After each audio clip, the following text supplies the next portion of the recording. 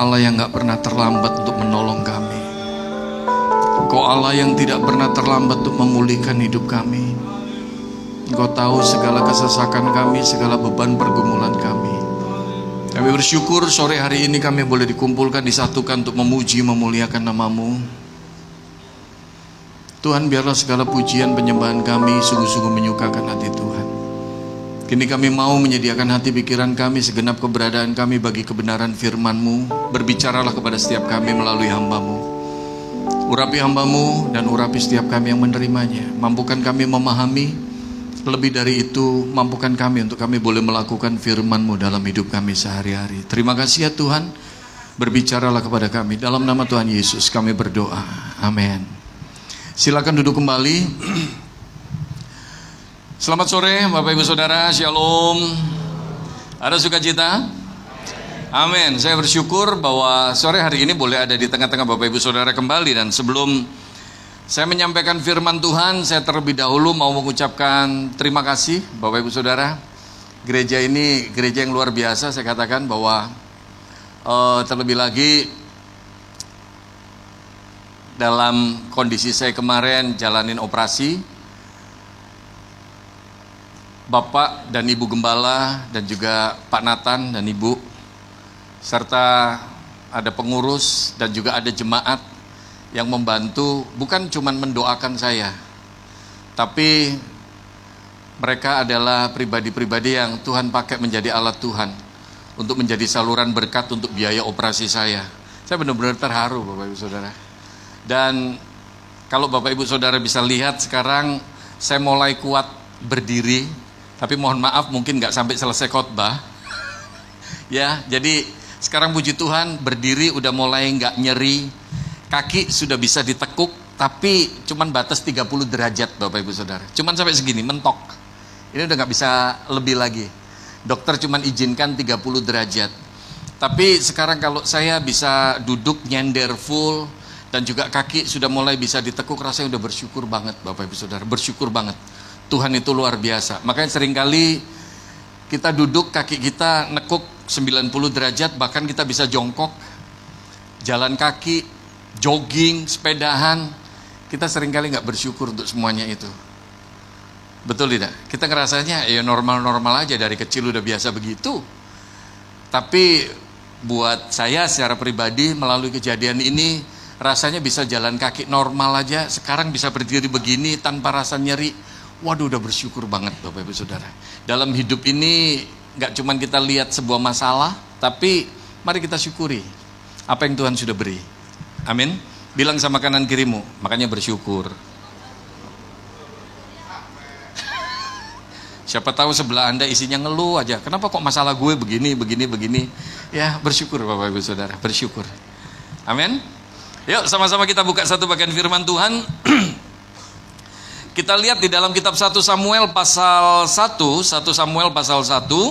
Kita lihat sama-sama ayat 1 sampai dengan ayat yang ke-11. Bapak Ibu Saudara, sore hari ini saya ingin ajak kita sama-sama belajar satu hal, yaitu doa yang mendatangkan mukjizat. Siapa yang mau ngalamin mukjizat? Semuanya mau ngalamin mukjizat? Yang di balkon? Yang mau ngalamin mukjizat? Semuanya mau? Yang mau punya masalah? Cuman Pak Nathan yang semangat. Yang lain gak mau punya masalah. Yang saya pelajari di Alkitab itu bahwa mukjizat itu terjadi diawali oleh sebuah masalah. Bilang sama kanan kiri Anda, lu tuh ada-ada aja. Ya, yuk kita sama-sama lihat. 1 Samuel pasal 1 ayat 11 ayat 1 sampai dengan ayat 11. Kita baca sama-sama. 1 2 3. Ada seorang laki-laki dari Ramataim Zofim, dari pegunungan Efraim, namanya Elkana bin Yeroham bin Elihu bin Tohu bin Suf, seorang Efraim.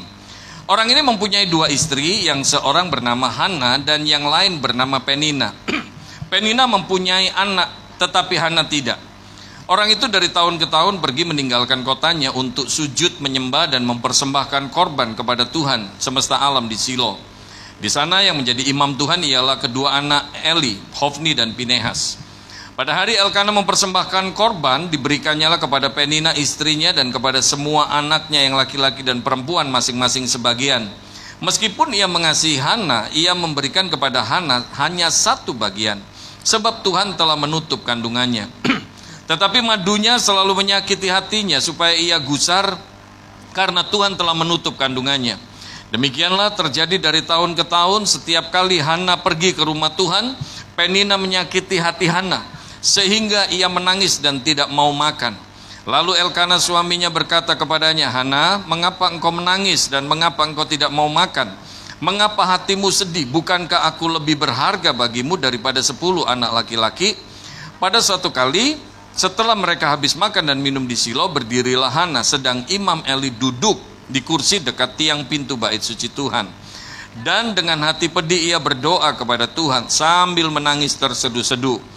Kemudian bernazarlah ia, katanya, Tuhan semesta alam, jika sungguh-sungguh engkau memperhatikan sengsara hambamu ini dan mengingat kepadaku dan tidak melupakan hambamu ini, tetapi memberikan kepada hambamu ini seorang anak laki-laki, maka aku akan memberikan dia kepada Tuhan untuk seumur hidupnya, dan pisau cukur tidak akan menyentuh kepalanya. Amin. Bapak Ibu Saudara yang saya kasih dalam Tuhan, kisah tentang lahirnya Samuel, saya yakin dan percaya ini bukan kisah pertama kali kita dengar, bukan pertama kali kita baca bagian ini. Tapi apa yang kita bisa belajar Bapak Ibu Saudara melalui kehidupan Hana, dan bagaimana doa kita, iman kita bisa mendatangkan mukjizat di dalam kehidupan Anda dan saya. Saya nggak akan khotbah terlalu panjang lebar Bapak Ibu Saudara, tapi ada beberapa hal yang kita bisa belajar melalui kehidupan Hana ini. Yang pertama Bapak Ibu sekalian, coba kita lihat. Minta tolong slide-nya. Nah, oke. Ini yang pertama Bapak Ibu Saudara, di dalam ayat 5 dan ayat 6 dikatakan, meskipun ia mengasihi Hana, ia memberikan kepada Hana hanya satu bagian, sebab Tuhan telah menutup kandungannya. Itu tolong digarisbawahi, itu kata penting itu ya. Tuhan telah menutup kandungannya. Kemudian dikatakan, tetapi madunya selalu menyakiti hatinya, supaya ia gusar karena Tuhan telah menutup kandungannya. Apa yang kita pelajari Bapak Ibu Saudara? Ini yang pertama. Hana di dalam kehidupannya punya masalah yang tumpang tindih. Hana punya masalah yang overlapping. Masalah yang pertama yang dihadapi Hana adalah masalah dengan kandungannya. Tuhan izinkan dia nggak punya anak, nggak bisa melahirkan anak. Tetapi punya masalah yang kedua juga. Penina, istri keduanya Hana dalam tanda petik, mulai membuli Hana, mulai mencibir. Perempuan apa? Istri gak bisa kasih anak buat suami. Dicibir, diolok, dibully, gak enak Bapak Ibu Saudara. Sakitnya itu di sini. Betul? Nah, yang ingin saya bagikan gini. Kita sore hari ini waktu datang ke tempat ini, bisa jadi Anda dan saya kita lagi ngadepin masalah yang tumpang tindih. Bukan berarti semuanya terus nggak punya keturunan, bukan itu maksud saya. Tapi bisa jadi Anda dan saya ketika datang ke tempat ini, Anda lagi ngalamin masalah yang tumpang tindih. Bisa jadi ada di antara Bapak Ibu sekalian yang datang ke tempat ini, Anda lagi bergumul dalam masalah ekonomi, masalah keuangan, masalah finansial. Beberapa hari ini ada beberapa teman yang sempat sharing, ada rohani saya juga sempat sharing. Beberapa waktu yang lalu adik rohani saya, dia punya toko online ya di Tokped Bapak Ibu Saudara. Tadinya dia bilang bahwa wah bagus, omsetnya bagus, dia senang sekali ngembang sampai beberapa freezer gitu, dia jualan makanan beku.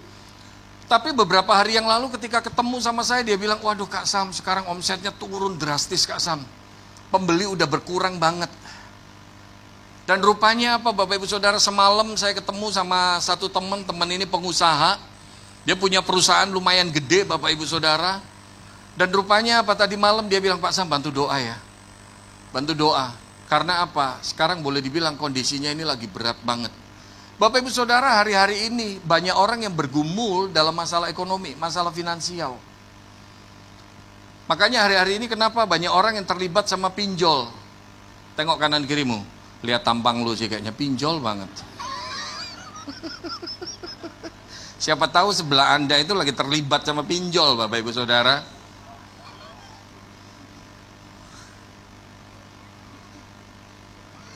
Loh, banyak orang hari-hari ini bergumul loh, masalah finansial, masalah keuangan.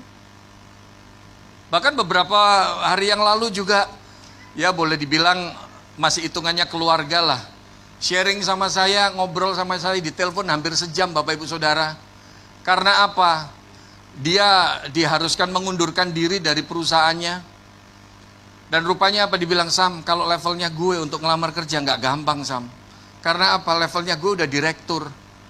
Kalau ngomongin gaji yang harus dikasih ke gue, untuk level gue ini nggak gampang. Ngelamar ke perusahaan mana nggak gampang, Sam. Dia lagi stres banget karena apa? Ada cicilan rumah, cicilan mobil, anak sekolah. Pak, Bu, hari-hari ini begitu banyak orang yang punya masalah. Masalah apa? Finansial. Bahasa Koreanya, nang hadong hepeng. Coba Yanti tolong terjemahin dong. Bener nggak?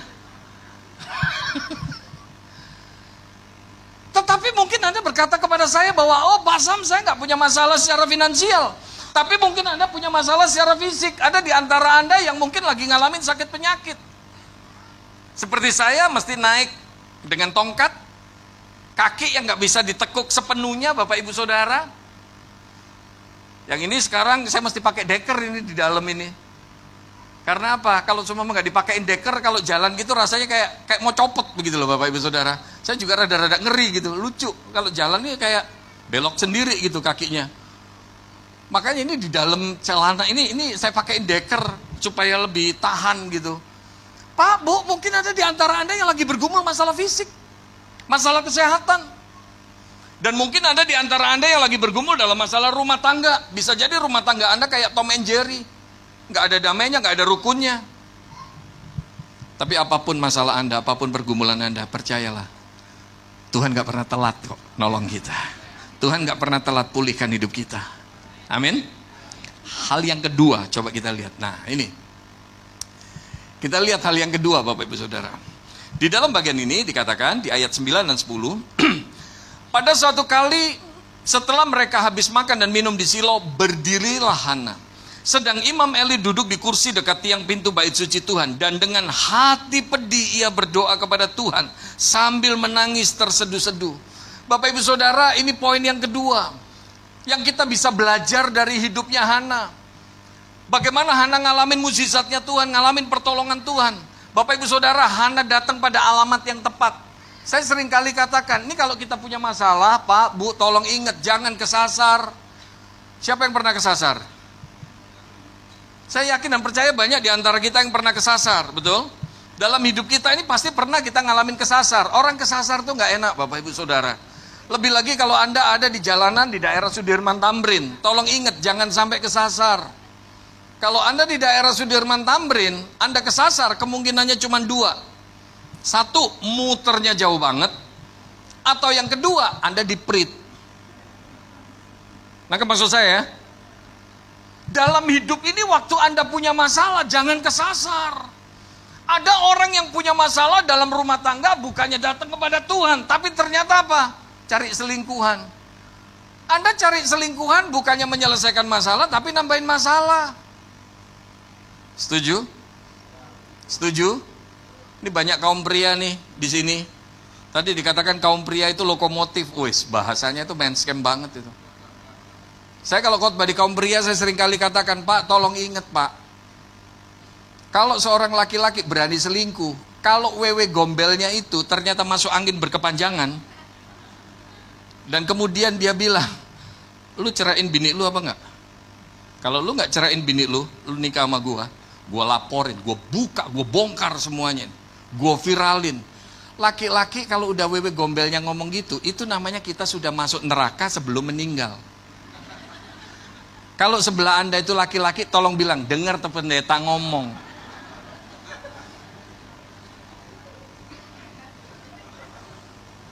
Bener nggak? Laki-laki jangan bangga kalau seumpama Anda selingkuh, nggak ketahuan, jangan bangga. Kalau udah wewe gombelnya ngomong gitu, selesai kita udah langsung, hah? Betul tidak? Tengok sebelahmu. Kalau laki-laki itu sebelahmu atau suamimu, tengok. Lihat tampang lu sih gue rada curiga sebenarnya.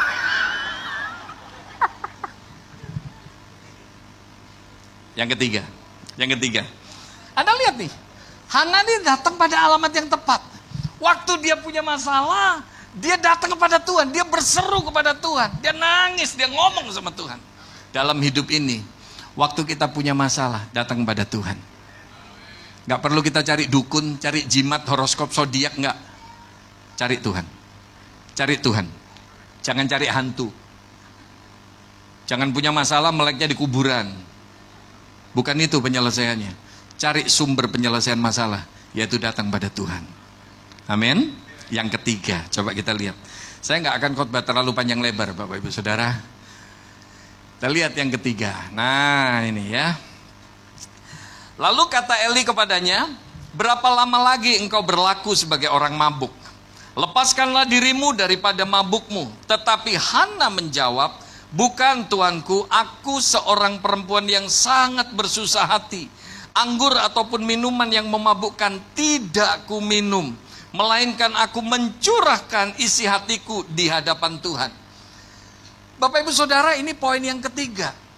Waktu Anda punya masalah, terkadang kita perlu ngerti, gak semua orang bisa ngertiin perasaan kita. Waktu kita punya masalah, gak semua orang bisa mahamin perasaan kita. Gak semua orang bisa mahamin kondisi kita, amin. Hana waktu itu dia ngomong sama Tuhan, dia ngomong, dia doa. Tapi gak keluar suaranya, cuman komat kamit aja mulutnya. Imam Eli ketika ngelihat, ini mabok nih perempuan ini. Makanya Imam Eli ngomong, sampai kapan kamu mau mabok begitu? Tapi Hana bilang, loh aku gak mabok. Aku mencurahkan isi hatiku. Bapak Ibu Saudara, kadang-kadang waktu kita punya masalah, kita berharap orang lain ngertiin perasaan kita. Kita berharap orang lain ngertiin keadaan kita. Tapi saya mau katakan simple sore hari ini. Waktu engkau punya masalah, mungkin orang lain bisa gak ngerti perasaanmu. Mungkin orang lain bisa gak ngerti keadaanmu. Tapi percayalah, Tuhan ngerti. Tuhan ngerti. Kadang-kadang kenapa kita kecewa? Kadang-kadang kenapa kita sampai ngambek, gak mau ke gereja lagi? Ah Pak Sam, saya gak mau ke gereja lagi dah. Jadinya apaan? Saya punya masalah. Tuh orang Kristen. Buktinya ngertiin saya juga enggak, doain saya juga enggak. Tuh pengurus gereja, buktinya nengokin saya juga enggak. Tuh pendeta, saya punya masalah, tengokin juga enggak. Karena kita berharapnya orang ngertiin kita. Kalau ditanya, loh Anda punya masalah apa? Kok sampai orang gak ngertiin Anda? Iya, saya sakit Pak Sam. Loh sakitnya apa? Sakit panu. Loh emang pendeta ngoreksi panunya jemaat? Pak, Bu, waktu engkau punya masalah, bisa jadi orang gak ngerti apa yang kau alami. Bisa jadi orang gak bisa memahami apa yang kau hadapi. Tapi percayalah, ada pribadi Yesus yang selalu ngertiin kita. Orang bisa lupa kita. Bahkan kadang-kadang ketika kita ngomong, bantu doa dong. Doain dong. Kadang-kadang, ini sorry nih, ini di gereja dimanapun saya gembar-gemborin nih. Bapak Ibu Saudara tolong nih please. Kalau ada siapapun yang ngomong sama Anda, doain ya. Jangan cuman lip sync. Jangan cuman pemanis bibir bilang, oh ya gue bantu doa ya, Tuhan tolong kamu. Tapi kita gak pernah doain. Kalau ada orang ngomong minta doain. Lakuin, doain. Amin. Bilang sama kanan kirimu, jangan amin-amin doang. Doakan Bapak Ibu Saudara. Doakan. Betul? Saya sampai saat ini Bapak Ibu Saudara, ada beberapa nama yang setiap pagi saya doa, selalu saya sebut nama itu. Ketika bilang Pak Sam, bantu doa buat saya doain. Pergumulan dia, pergumulan saya. Ketika dia akhirnya selesai masalahnya, saya pun ikut happy Bapak Ibu Saudara. Saya nggak tahu kenapa, tapi Tuhan mulai kasih pelayanan itu ya, pelayanan jadi pendoa. Itu dimulai waktu saya masih di New Zealand. Ada satu hamba Tuhan ketika istrinya dia kena cancer. Dia bilang sama saya, Pak Sam bantu doa. Ibu kena cancer, divonis dokter cancer. Mulai saat itu saya doain, tiap hari saya doain. Itu pendeta di Melbourne, Bapak Ibu Saudara. Sampai akhirnya ketika gembala ini bilang, Pak Sam puji Tuhan, sekarang ibu sudah dinyatakan sama dokter clear, untuk kansernya. Baru saya berhenti berdoa.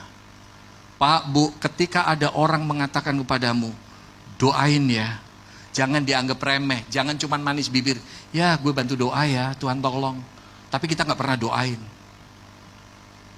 Bebannya dia, pergumulannya dia harus jadi pergumulan kita juga. Kita jadi orang Kristen nggak bisa, mungkin kita nggak bisa bantu secara materi, mungkin kita nggak bisa bantu yang lain-lain, tapi kita bisa bantu doa buat mereka. Amin. Ini kayaknya aminnya berat banget. Pak, Bu, Hana, Anda lihat, Imam Eli aja bisa jadi nggak ngerti pergumulannya dia, dikirain mabok, tapi Hana tetap berseru sama Tuhan. Anda punya masalah, orang lain bisa jadi nggak bisa ngertiin, tapi percayalah, Tuhan tetap mengerti kita. Yang keempat, masih kuat? Kalau nggak kuat kita tutup dalam doa. Kok kayaknya saya bisa bertahan ya ini ya. Ini saya lagi uji coba hari ini Bapak Ibu Saudara. Ya, yang keempat, kita lihat bagian ini. Ayat 19 ini saya suka sekali.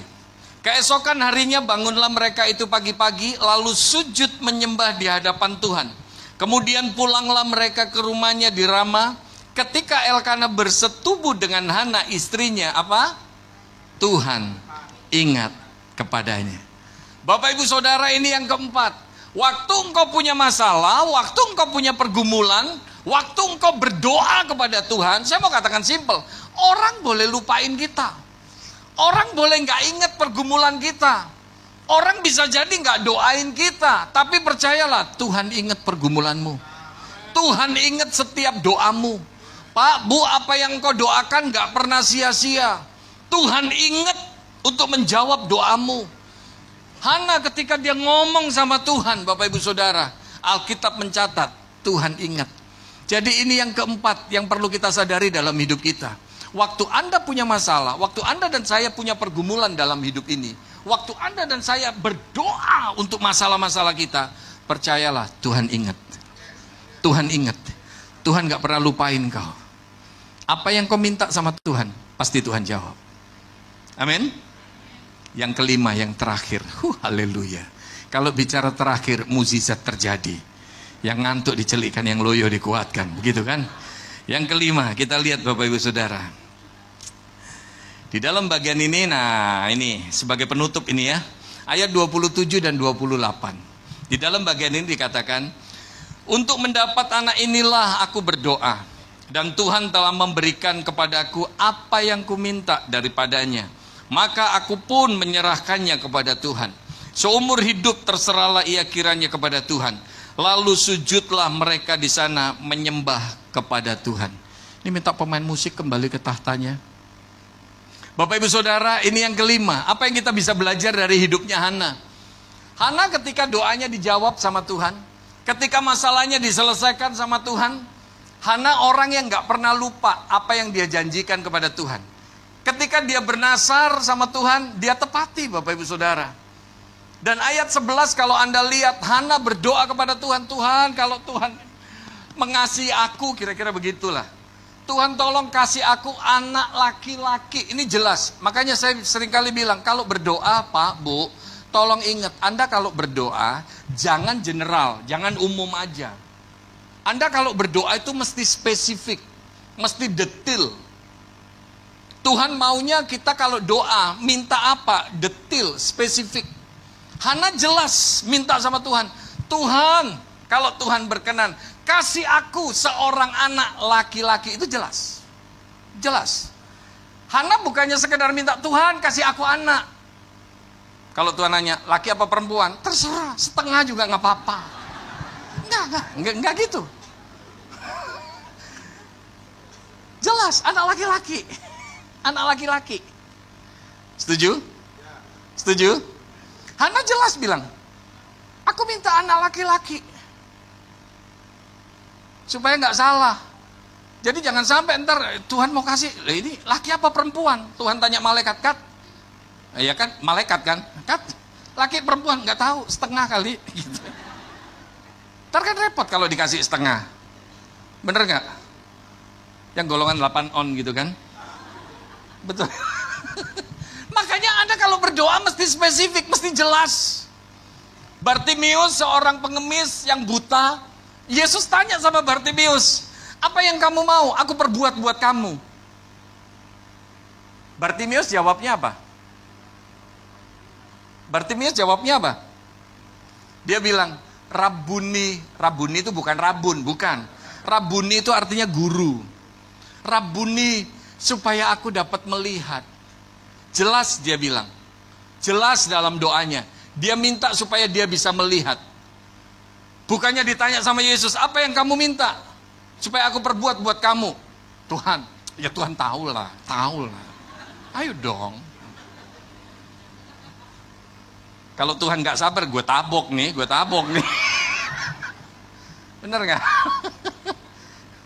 Makanya Anda kalau doa itu mesti jelas, spesifik. Amin. Saya dari dulu gak tahu kenapa Bapak Ibu Saudara. Dari saya remaja, saya minta sama Tuhan, Tuhan aku pengen banget istriku bule. Dari remaja gak tahu kenapa. Saya dari dulu pengen nikah sama bule. Saya minta sama Tuhan, Tuhan aku pengen banget. Besok kalau aku punya istri, istriku bule. Tuhan jawab, Tuhan kasih istri saya bule. Bule nih.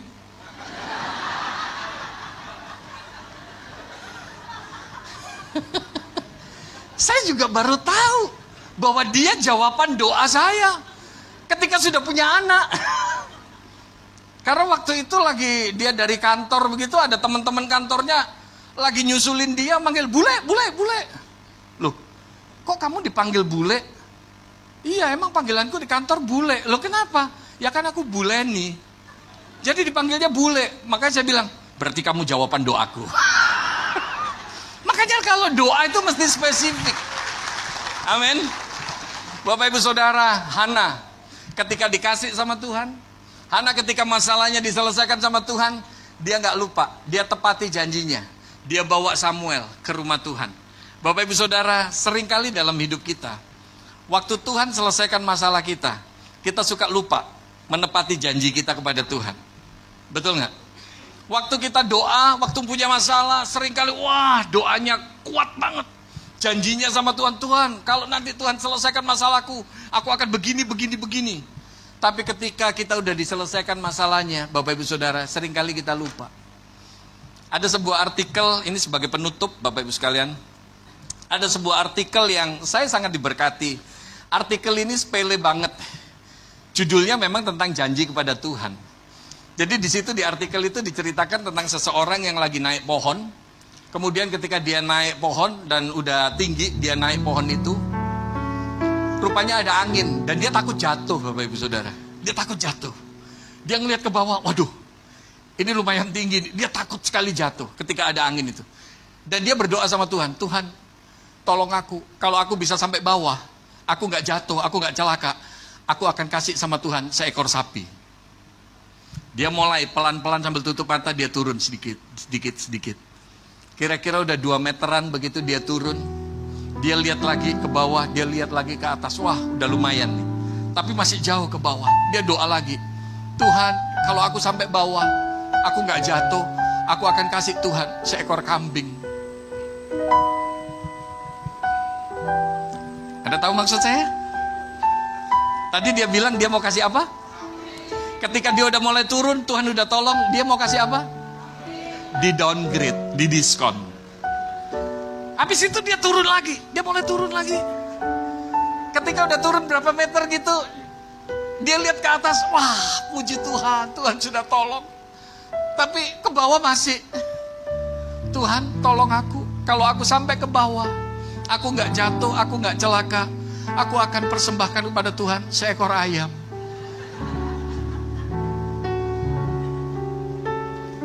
Dan ketika dia akhirnya turun lagi, sampai di tanah, dia gak doa lagi tuh. Terima kasih juga enggak. Sapi, kambing, ayam, akhirnya terlupakan semuanya itu. Saya waktu baca artikel ini, sepertinya lucu, sepertinya sepele. Tapi jujur ngomong, hidup kita seringkali kayak begitu. Betul gak? Waktu kita punya masalah, Tuhan, aku komit kalau Tuhan selesaikan masalahku, Tuhan pulihkan ekonomiku, Tuhan pulihkan keadaanku, kesehatanku, keluargaku. Aku janji aku mau kasih begini. Tapi ketika Tuhan selesaikan, Seringkali kita lupa. Pak, Bu, Hana bukan tipe orang kayak gitu. Dia minta anak laki-laki, waktu Tuhan kasih anak laki-laki, dia tetap pegang janjinya. Dia tetap pegang nazarnya. Dia kasih Samuel ke rumah Tuhan. Makanya Samuel itu artinya anak yang diminta dari Tuhan. Makanya namanya Samuel, kalau nggak melayani Tuhan ganti aja, Kadrun. Ya, nama Samuel itu diminta dari Tuhan. Makanya masa nama Samuel hidupnya nggak melayani Tuhan? Benar gak? Biar 5 hal ini boleh jadi berkat. Siapa yang mau ngalamin mukjizat? Datang pada alamat yang tepat. Percayalah, Tuhan ingat setiap masalahmu. Tuhan ingat setiap pergumulanmu. Haleluya Yesus. Mari kita tenangkan hati dan pikiran kita sejenak.